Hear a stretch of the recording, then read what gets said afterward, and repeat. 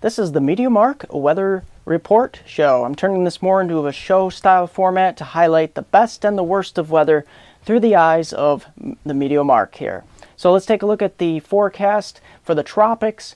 I'm going to show you something why the tropics have not had anything major happen during the next say couple months, the previous couple months here. Take a look at this. We got dry air coming off of Mexico, and this has been the pattern here, and you got this polar continental air across much of the relatively polar. We're not talking Arctic and polar outbreaks. We're talking dry, and this kind of congeals down across the Caribbean and Central Atlantic as well, and across the northern Gulf of Mexico.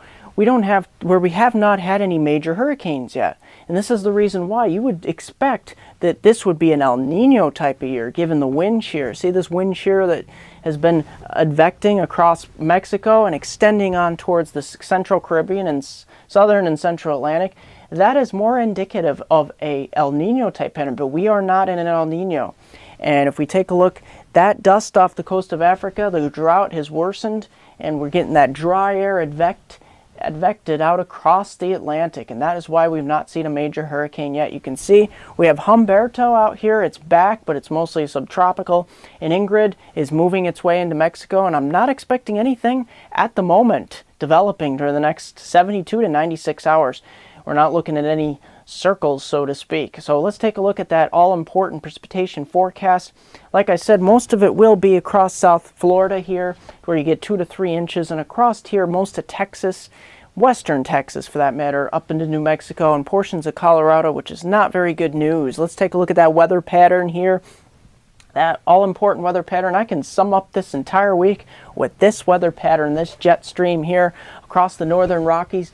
It's going to be moving down across here, and systems will develop across the southwest and ride up along this jet stream towards the upper Midwest and eventually heading into eastern Canada. That sets us up for a ridge here back east, which will start to build a ridge, a warmer ridge of high pressure, which will actually develop a warming trend across much of the mid-Atlantic, northeast, Ohio Valley, and Appalachians, and for that matter, the southeast towards the weekend.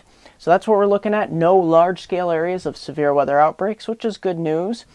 That's pretty much the weather in a nutshell. Let's take a look at that frost. We're going to be looking at the next couple nights, at least the next maybe 2 nights, heading on into at least Monday night through Tuesday night. We could be looking at frost and some freeze. We have frost and freeze here across northern New England, freeze across northern New England, Burlington up to Caribou, and frost across the Binghamton, just north of Pittsburgh pretty much, the suburbs, extending over towards Erie, Buffalo, Albany, and parts of New England, even far west as western Boston.